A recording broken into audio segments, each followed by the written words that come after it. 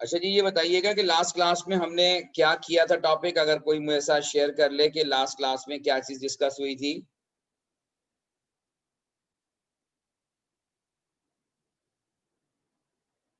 Third order पे बात हो गई थी। ओके जी, थर्ड ऑर्डर पे बात हो गई थी। इसका मतलब ये है कि हम जो है वो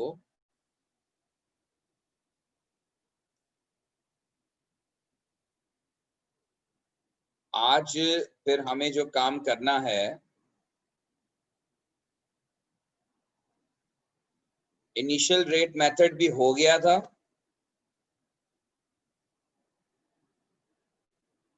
काइंडली रिकन्फर्म करें, इनिशियल रेट मेथड भी हो गया था कि एक मैसेज मेरे पास जैनब का आया है, उनका कहना है कि इनिशियल रेट मेथड भी हो गया है, और एक का मैसेज था कि वो थर्ड ऑर्डर हो गया है। ओके जी, आज क्वेश्चंस कर लेते हैं, बिल्कुल क्वेश्चंस कर लेते हैं जनाब। आज हम पास पेपर से क्वेश्चंस कर लेते हैं, और अगर हमने नहीं किए तो बिल्कुल ठीक बात है। ये कोई मैसेज आया है, और initial rate and order is done. Okay ठीक है, आज हम कुछ इसके क्वेश्चंस पहले कर लेते हैं, फिर आपको जो है वो आ, मैं बताता हूँ फिर क्या और क्या करना है हमें। ये हमारे पास जो है वो, मुझे नहीं पता आप लोगों को बुकलेट अभी तक मिला या नहीं मिला। बुकलेट मैंने उनको भेज दिया था, तो होपफुली अगर आपको नहीं मिला तो इस वीक में जो है वो मिल जाएगा। और ये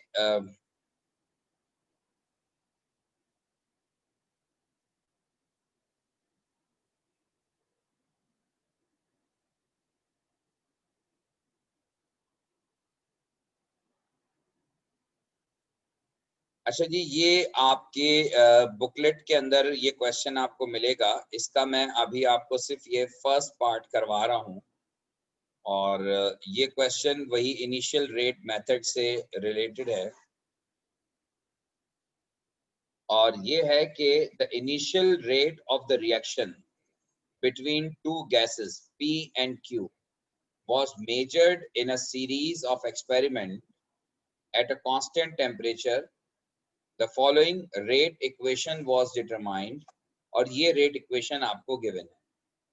ये rate is equal to K into P की power 2 into Q, ये आपको rate equation given है।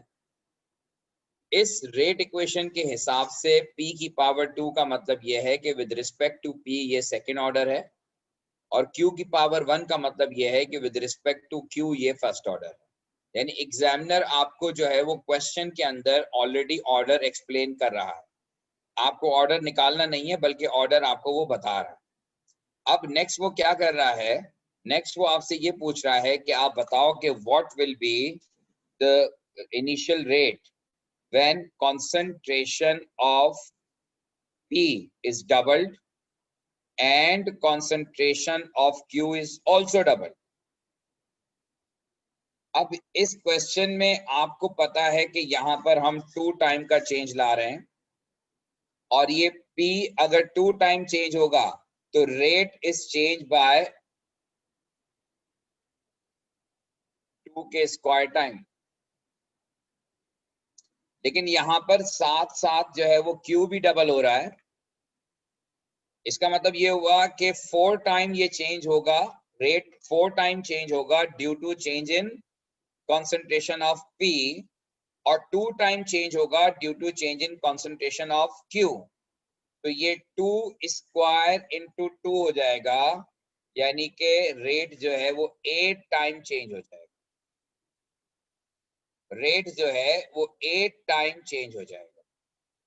तो new rate will be 1.8 10 to the power minus 3 into 8। अगर कोई कंफ्यूजन है या बात क्लियर नहीं हुई तो पूछ लीजिए।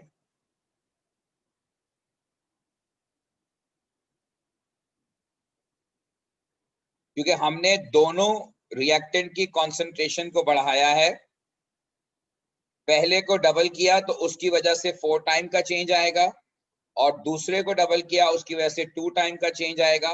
तो 4 time into 2 time total become 8 time, तो ये 8 टाइम का चेंज आएगा। तो इनिशियल रेट जो भी है वो चेंज होगा bye 8 time. It is 1.4 10 to the power minus 2.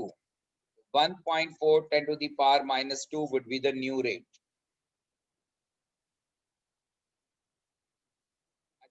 अब नेक्स्ट यहाँ पर आपको ये देखना है कि अगेन कंसंट्रेशन को जो है वो यहाँ पर आप देखें कि कितने टाइम चेंज किया है. इस पार्ट को सॉल्व करने का अच्छा तरीका ये है कि आप जो है वो ऊपर वाली इक्वेशन से k की वैल्यू निकाल लें. अगर आप ऊपर वाली इक्वेशन से k की वैल्यू निकाल लेंगे तो फिर आपको कंसंट्रेशन ऑफ q निकालना आसान हो जाएगा. और k की वैल्यू निकालने का तरीका ये है कि रेट आपको गिवन है 1.8 10 to the power minus 3 is equal to k into concentration of p जो कि 0.20 का स्क्वायर है इनटू 0.30. तो ये कंसंट्रेशन के साथ यहां पर आप k की वैल्यू फाइंड आउट कर लेंगे. अब जब आपने k की वैल्यू फाइंड आउट कर ली, अगर कोई मुझे आंसर बता दे k की वैल्यू का. k की वैल्यू हमने डेटा नंबर 1 से फाइंड आउट की है और k की वैल्यू 0.15 बता रहे हैं. अब अगर आपको ये पता चल गया कि इस रिएक्शन में k की वैल्यू 0.15 है, तो अब आप इस इक्वेशन के अंदर k की वैल्यू पुट करें और डेटा 3 एक्सपेरिमेंट 3 का डेटा लें. एक्सपेरिमेंट 3 के डेटा में rate is 5.4 10 to the power minus 3 is equal to k which is 0.15 और आपको कंसंट्रेशन ऑफ p गिवन है 0.60 का square into concentration of q. ये q आपको फाइंड आउट कर.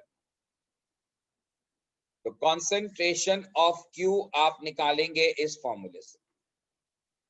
तो ये भी तरीका होता है कि अगर एक डाटा आपको गिवन है, आपने उससे k वैल्यू फाइंड आउट कर ली और फिर बाकी चीजें आपने उसी k वैल्यू को यूज करके कैलकुलेट कर ली.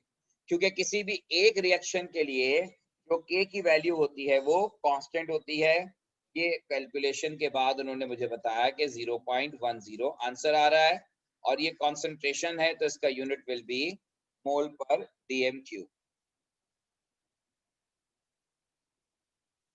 अब यही काम आप इसके पार्ट 4 के साथ कर सकते हैं. जब बुकलेट मिल जाए तो फिर आप कर लीजिएगा. अच्छा, इसी टाइप के क्वेश्चंस हैं लेकिन जहां थोड़ी वैरायटी है, जहां थोड़ा सा कंफ्यूजन है, मैं उस पर जो है वो ज्यादा फोकस करूंगा उन क्वेश्चंस की तरफ. अच्छा जी, ये क्वेश्चन जो है ये हम हाफ लाइफ के बात करेंगे, अभी नहीं. अभी हम इनिशियल रेट मेथड को देखकर बात कर रहे हैं. यस, ये जो है वो क्वेश्चन है जो अब हम करेंगे. और इस क्वेश्चन में आप देखिए कि हम इसको दोबारा सॉल्व करते हैं ताकि आपको समझ में आए कि हम कर क्या रहे हैं. ओके जी, अब ये क्वेश्चन जो है वो कौन से ईयर का है अगर आप देखें तो ये जून 5 का क्वेश्चन है, क्वेश्चन नंबर 2. इसका पहला पार्ट आपको ये बता रहा है कि what do you understand by the term order of reaction. और उसके बाद वो पता ही ऑर्डर ऑफ रिएक्शन का मैंने बताया था कि सम of power of reactant molecule present in the rate equation is called order of reaction. Next आपको ये एक रिएक्शन गिवन है जिसमें 3 रिएक्टेंट मॉलिक्यूल्स इन्वॉल्व हैं और उनसे रिलेटेड ये प्रोडक्ट बना हुआ है. अगर आप रिकॉल करें तो ये रिएक्शन आपने एएस में पढ़ा था. ये है nucleophilic addition reaction in carbonyl compound. तो ये न्यूक्लियोफिलिक एडिशन रिएक्शन है इन कार्बोनाइल कंपाउंड. एक मिनट.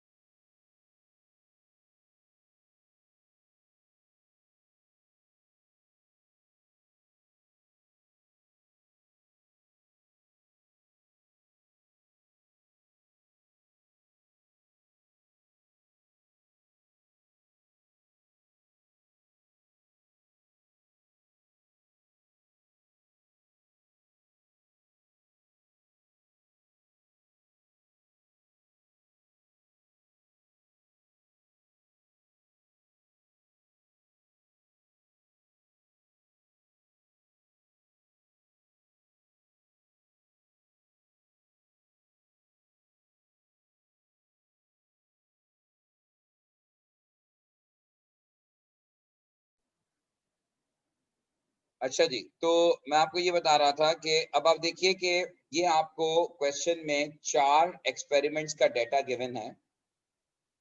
आप और 3 डिफरेंट रिएक्टेंट की कॉन्सेंट्रेशंस गिवन। अब आपको सवाल आपसे ये है कि आपने ये डेटा यूज करना है और डिड्यूस करना है order of reaction with respect to each reactant. अब यहाँ पर हमेशा ये देखिएगा, कोशिश ये किया करें कि आप जब कंपैरिजन करें तो वो 2 एक्सपेरिमेंट सेलेक्ट करें जिनमें किसी एक रिएक्टेंट की कंसंट्रेशन चेंज हो रही हो, बाकियों की कांस्टेंट हो, ताकि ये आपको आसानी हो जाए कि जो भी इम्पैक्ट आ रहा है वो उसी कंसंट्रेशन को चेंज करने की वजह से आ रहा है। अगर आप रैंडमली सॉल्व करने की कोशिश करेंगे तो आप गलती कर जाएंगे। अब जैसे अगर मैं डेटा 1 और 2 को, एक्सपेरिमेंट 1 और 2 को कंपेयर करूं, तो एक्सपेरिमेंट 1 और 2 में कंसंट्रेशन सेम है, लेकिन आप देखें एच आइन और सी एन नेगेटिव दोनों की कंसंट्रेशन चेंज हो रही है। तो थोड़ा सा यहाँ पर आपको जो है वो कंफ्यूजन हो जाएगा कि ये चेंज इसकी वजह से हो रहा है या इसकी वजह से हो रहा है। तो बेटर आप सेलेक्ट करें ऐसे दो जिनमें कंसंट्रेशन का जो चेंज आ रहा हो वो एक में आ रहा हो। जैसे अगर मैं एक्सपेरिमेंट 1 और एक्सपेरिमेंट 3 को कंपेयर करूं, अब एक्सपेरिमेंट 1 और 3 में कंसंट्रेशन ऑफ प्रोपेनॉन सेम है, कंसंट्रेशन ऑफ हाइड्रोजन आयन कम की हुई है, लेकिन concentration of Cn negative ion भी सेम है, और concentration of H positive ion जो है वो कम हो गई। और रेट में क्या चेंज आया है? There is no change in rate of the reaction 1 और 3 में। इसका क्या मतलब हुआ? इसका सिंपली मतलब ये हुआ कि आपने कंसंट्रेशन ऑफ हाइड्रोजन आयन को चेंज किया, लेकिन इनिशियल रेट में कोई चेंज नहीं आया। इसका मतलब ये हुआ कि with respect to H positive ion, समझ में आ रहा है कि with respect to H positive ion ये जीरो ऑर्डर है। With respect to H positive ion जो है ये जीरो ऑर्डर है।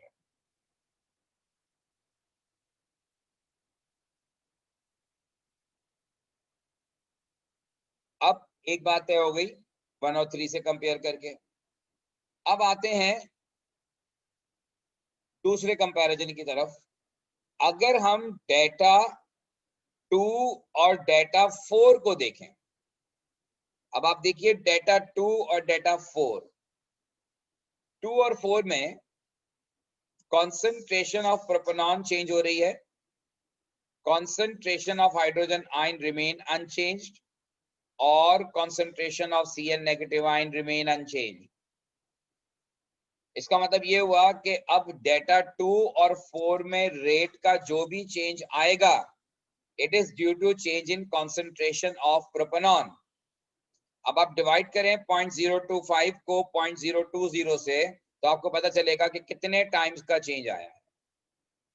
0.025 डिवाइडेड बाय 0.020 यानी कि 25 डिवाइडेड बाय 20, तो ये 5/4 हो जाएगा।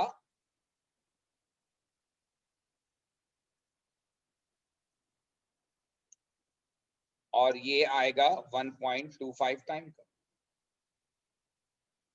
और जब आप 1.042 को 0.833 से डिवाइड करेंगे तो अगेन जो चेंज आएगा वो 1.25 का आएगा।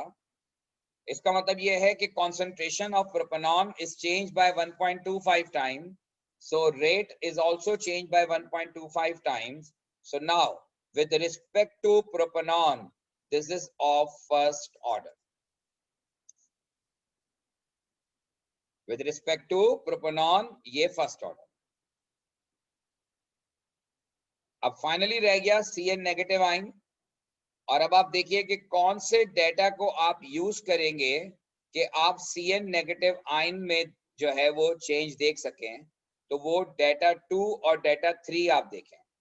डेटा 2 में प्रोपेनॉन सेम है, डेटा 2 3 में H आयन सेम है, लेकिन डेटा 2-3 में CN नेगेटिव आयन चेंज हो रहा है। तो यहाँ पर अब concentration of H remain unchanged. Similarly, concentration of H positive ion remain unchanged. लेकिन concentration of CN negative ion is changed. और ये 0.06 divided by 0.05 है, और 0.06 divided by 0.05 I think it is 1.2 आएगा। और जब आप इनके रेट को कंपेयर करेंगे 1 divided by 0.833 तो ये भी 1.2 आएगा। मुझे मैंने ऐसी रफली बताया, हो सकता है थोड़ी बहुत वैल्यू आगे पीछे हो, लेकिन ये बात तय है कि जितने टाइम का change concentration of CN negative ion में आपने किया, उतने ही टाइम का चेंज जो है वो इनिशियल रेट में आएगा।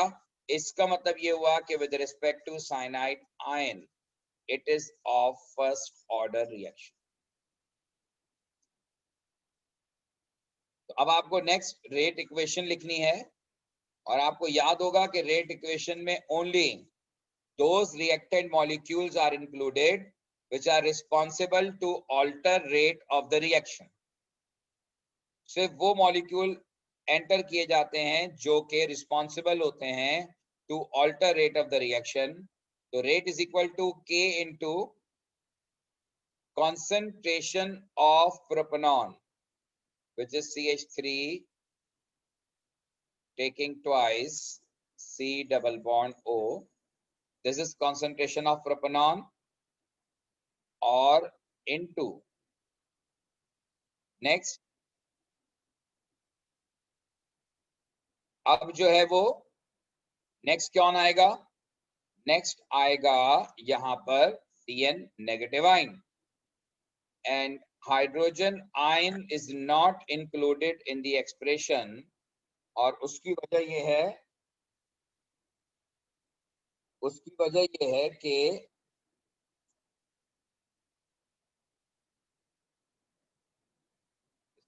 है कि with respect to hydrogen ion ये जीरो ऑर्डर है।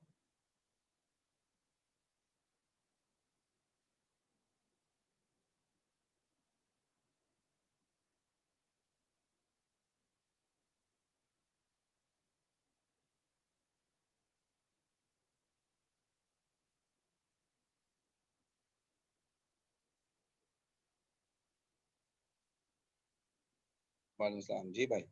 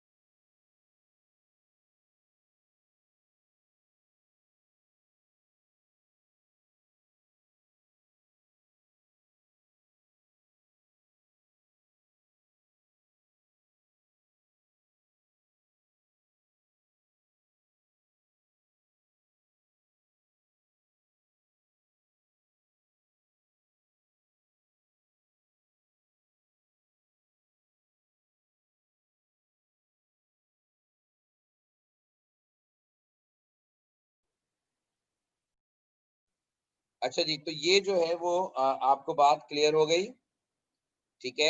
अब इसके बाद जो है वो आपका रेट एक्सप्रेशन डेवलप हो गया, लेकिन ये इससे अगला पार्ट अभी हम नहीं करेंगे। और नेक्स्ट जो है वो जून 6 का जो क्वेश्चन है उसके डेटा पर हम आते हैं। और जून 6 के इस क्वेश्चन में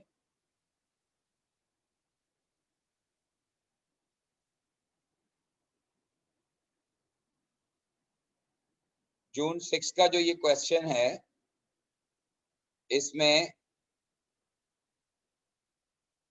आप देखिए कि फिर वही चीज ट्राई करें आप। ये डेटा आपके सामने है।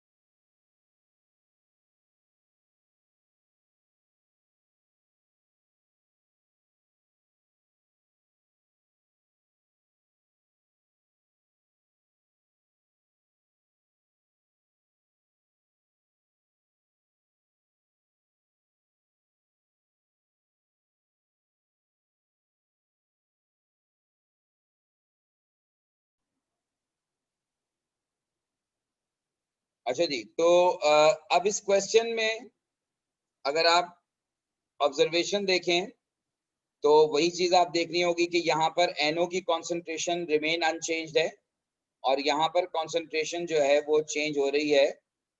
कितने टाइम चेंज हो रही है? 0.075 डिवाइडेड बाय 0.05, तो ये 1.5 टाइम चेंज हो रही है। और यहाँ पर भी रेट में 1.5 टाइम का चेंज आ रहा है। तो इसका मतलब है कि when concentration of oxygen is changed by 1.5 time, initial rate is also changed by 1.5 time। इसका मतलब ये हुआ कि with respect to oxygen जो है ये फर्स्ट ऑर्डर है।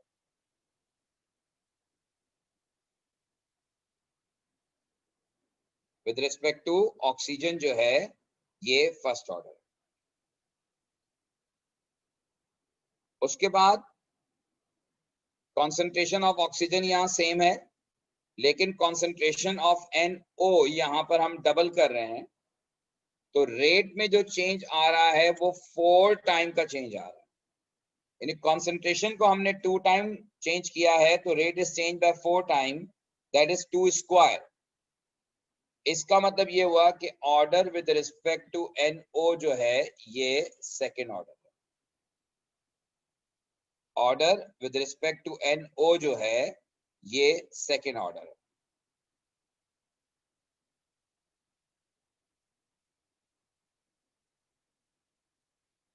ठीक है जी, क्लियर हो गई ये बात? तो ये एक क्वेश्चन था इससे रिलेटेड।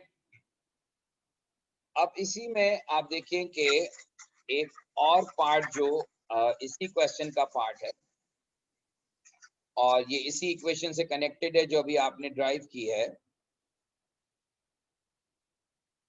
और इसमें क्या है? इसमें यह है कि write rate equation for the reaction and use it to calculate a value for the rate constant K stating its unit. तो अब आप जब इसकी रेट इक्वेशन लिखेंगे तो rate is equal to K, और अब with respect to NO, with respect to NO ये सेकेंड ऑर्डर था तो NO की पावर 2 हो जाएगी।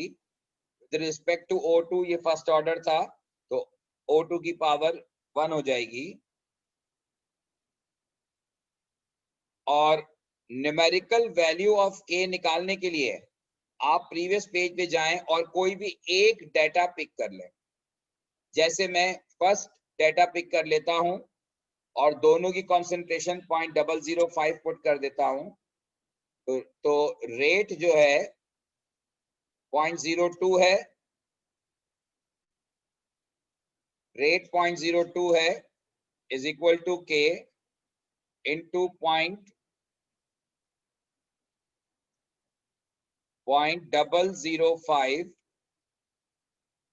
स्क्वायर 0.005। अब यहां से आपने न्यूमेरिकल वैल्यू ऑफ K निकाली और यहां से आप यूनिट ऑफ K ड्राइव कर सकते हैं। और यूनिट ऑफ K ड्राइव करने के लिए आपको क्या करना होगा?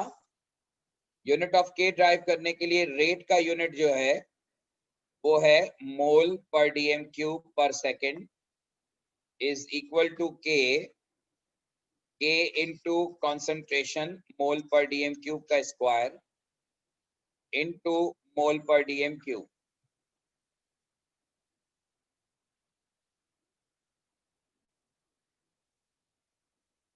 ठीक है जी। अब यहाँ ये मोल पर dm क्यूब और ये मोल पर dm क्यूब कैंसिल हो जाएगा, तो यूनिट ऑफ K बनेगा, ये मोल स्क्वायर हो जाएगा और ये dm6 हो जाएगा, तो dm6 मोल -2 सेकेंड इनवर्स, ये बन गया यूनिट ऑफ K।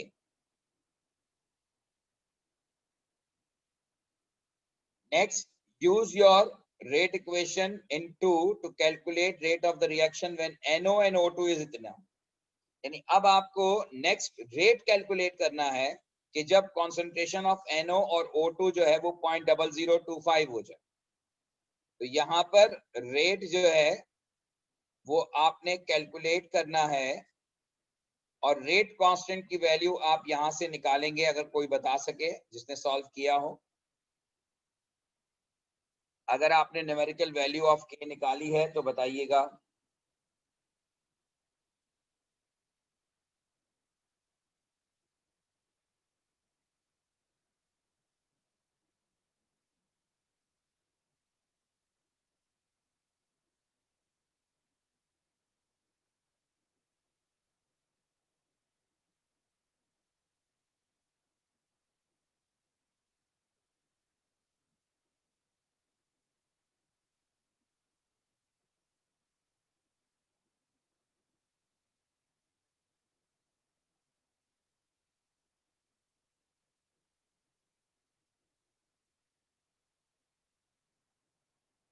जी, कोई आंसर आपने दिया है? ओके। 1.6 10 टू द पावर -5, तो न्यूमेरिकल वैल्यू इसकी 1.6 10 टू द पावर -5 है। और ये rate is equal to K is 1.6 10 to the power -5 into concentrations. और कॉन्सेंट्रेशन में आपको NO की कॉन्सेंट्रेशन गिवन है 0.0025 का स्क्वायर इनटू O2। और O2 की वैल्यू जो है वो भी है 0.0025। ये अब आप यहां से rate of the reaction calculate कर सकते हैं। 10 की पावर 5 है, अच्छा जी 10 की पावर 5 कर देते हैं। ओके, 10 की पावर 5 हो गई। और 10 की पावर 5 का मतलब यह है कि यहाँ भी ये 10 की पावर 5 हो जाएगी। अब आप बताइए रेट ऑफ द रिएक्शन क्या आ रहा है। ओके, ये तो हो गया। अब रेट ऑफ द रिएक्शन निकाल लीजिएगा, ठीक है जी। तो दिस इज अनदर क्वेश्चन जो इससे इसी कॉन्सेप्ट से रिलेटेड था। इसको अभी हम बाद में करेंगे।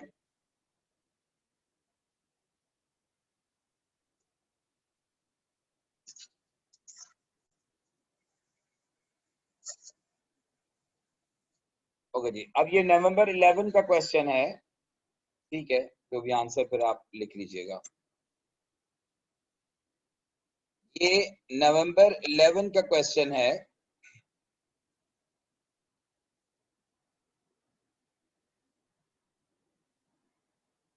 और नवंबर 11 का ये क्वेश्चन है 42, क्वेश्चन नंबर 2।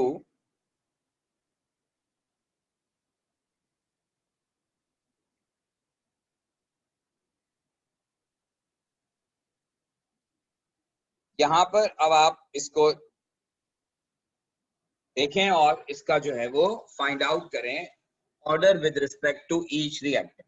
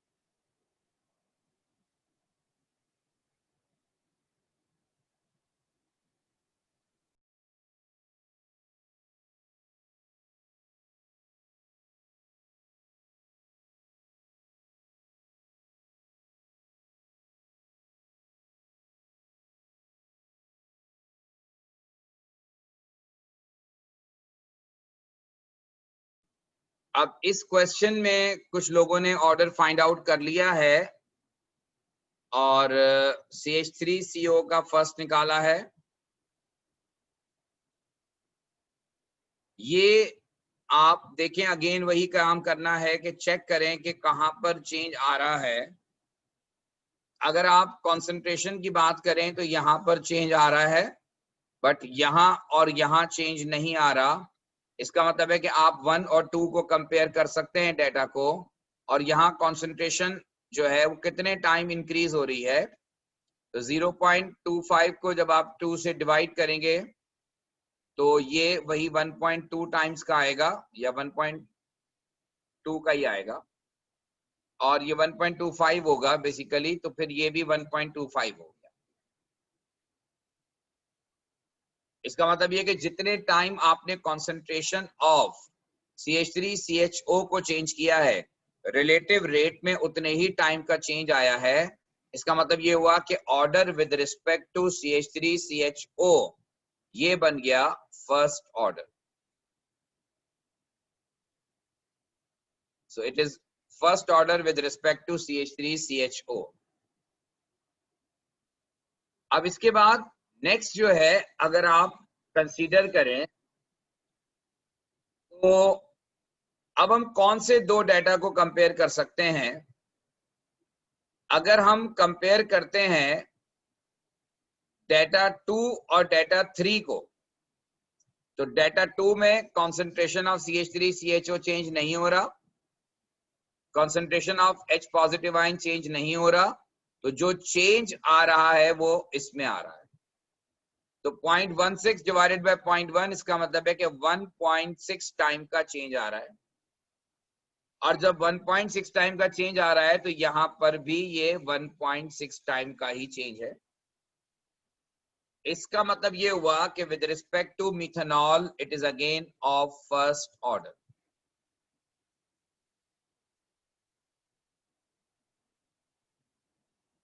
अब नेक्स्ट आपको हाइड्रोजन आयन को कंपेयर करना है, और हाइड्रोजन आयन को कंपेयर करने के लिए आप ये देखिए कि सिर्फ एक जगह पर हाइड्रोजन आयन चेंज हो रहा है, 3 और 4 में। इसके अलावा हाइड्रोजन आयन को ऐसे आप कंपेयर कहीं से भी कर सकते हैं। अगर आप डेटा 1 और डेटा 4 को कंपेयर करें तो डेटा 1 और डेटा 4 में कॉन्सेंट्रेशन ऑफ इथेनॉल सेम है, और कॉन्सेंट्रेशन ऑफ हाइड्रोजन आयन जो है वो डबल हो रही है। लेकिन जो रेट में चेंज आ रहा है वो कितने टाइम का आ रहा है। अगर रेट में आप चेंज देखें तो ये आ रहा है 1.6 टाइम का। कॉन्सेंट्रेशन ऑफ हाइड्रोजन आयन को हम डबल कर रहे हैं, लेकिन रेट 1.6 टाइम का आ रहा है, तो कुछ शक सा हो रहा है कि ये हाइड्रोजन आयन का इंपैक्ट नहीं लग रहा। और 1 और 4 में हमने कॉन्सेंट्रेशन ऑफ मिथेनॉल को चेंज किया है 1.6 टाइम।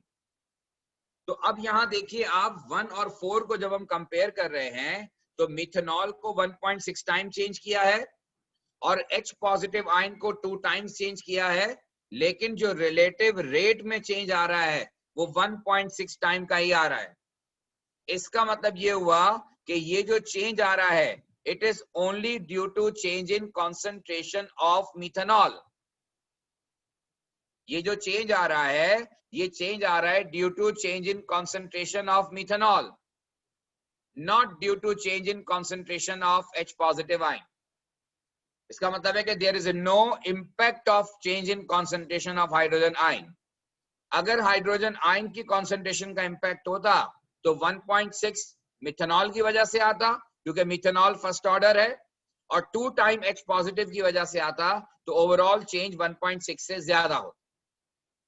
तो 1.6 टाइम के चेंज आने का मतलब ये है कि यहां पर जो है ये जीरो ऑर्डर है विद रिस्पेक्ट टू, ये है zero order with respect to H positive ion.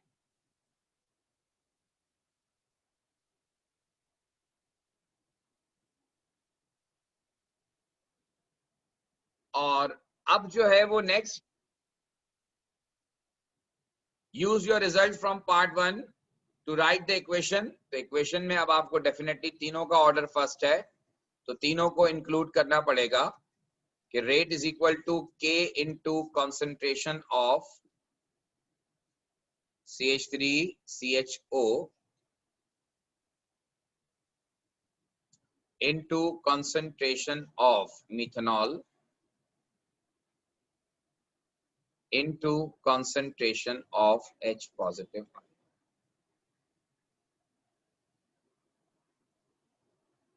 ये है रेट इक्वेशन। और जब आप इसका यूनिट स्टेट करेंगे तो यूनिट आप निकाल लीजिएगा, क्योंकि ये मोल पर डीएम क्यूब पर सेकेंड है। अच्छा सॉरी, हाइड्रोजन जीरो ऑर्डर है, आई एम सॉरी, तो सही है। तो hydrogen ion is not included.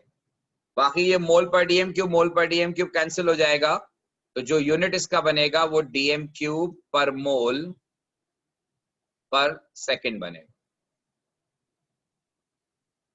और फिर अब आपको रिलेटिव रेट कैलकुलेट करना है for a mixture in which the starting concentration of all three reactants are 0.20। अब आपको रिलेटिव रेट कैलकुलेट करना है अगर तीनों की कॉन्सेंट्रेशन 0.2 हो। तो ये क्वेश्चन आपको दो हिस्सों में सॉल्व करना चाहिए। पहले हिस्से में आपको K वैल्यू निकालनी चाहिए किसी भी एक डाटा को यूज करके। किसी भी एक डाटा को यूज करके आपको जो है वो पहले वैल्यू निकालनी चाहिए K की। मैं पहला वाला डाटा यूज करता हूं और पहले वाले डाटा में रेट की जगह 1 है और K की वैल्यू आपको निकालनी है इनटू कॉन्सेंट्रेशन ऑफ इथेनॉल जो 0.2 और 0.1 है। तो ये हो गया 0.2 इंटू 0.1। इसको आप आंसर निकालिएगा, ये K की वैल्यू आ गई।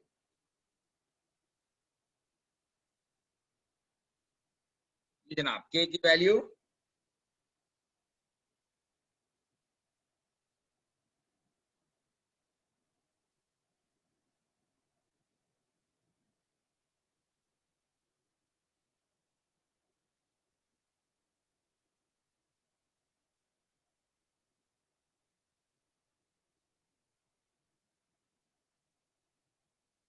पर जो भी K की वैल्यू निकाले वो आप यहां पर पुट कर दीजिएगा।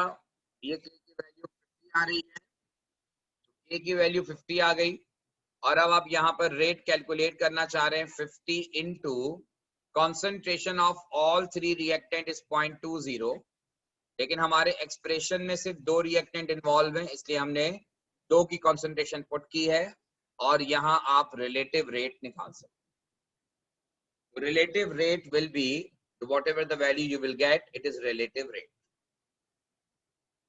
So this is another example of a type of question which we have in the past paper. और इस तरह के बहुत सारे क्वेश्चंस आपको आगे भी मिलेंगे।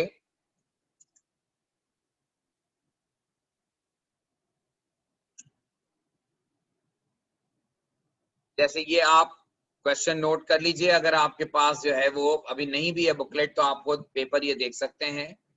जून 12 42 क्वेश्चन नंबर 2 है। जून 12 42 क्वेश्चन नंबर 2, ये आप जो है वो सॉल्व कर सकते हैं इसका पहला पार्ट। अच्छा, यहां जो ये जून 12 का क्वेश्चन है इसमें इंस्टेड ऑफ कॉन्सेंट्रेशन आपको पार्शियल प्रेशर गिवन है। तो कॉन्सेंट्रेशन की जगह पार्शियल प्रेशर भी लिया जा सकता है। मैं पहले भी आपको बता चुका हूं कि आप डिफरेंट तरीकों से rate of the reaction measure कर सकते हैं। कहीं पर कॉन्सेंट्रेशन मेजर करना आसान होता है और गैसेस में उनका प्रेशर मेजर करना आसान होता है। तो यहां पर जो आपको पार्शियल प्रेशर गिवन है that is actually equivalent to concentration. ये इक्वली जो है वो कॉन्सेंट्रेशन के इक्वल है। देखिए अब आप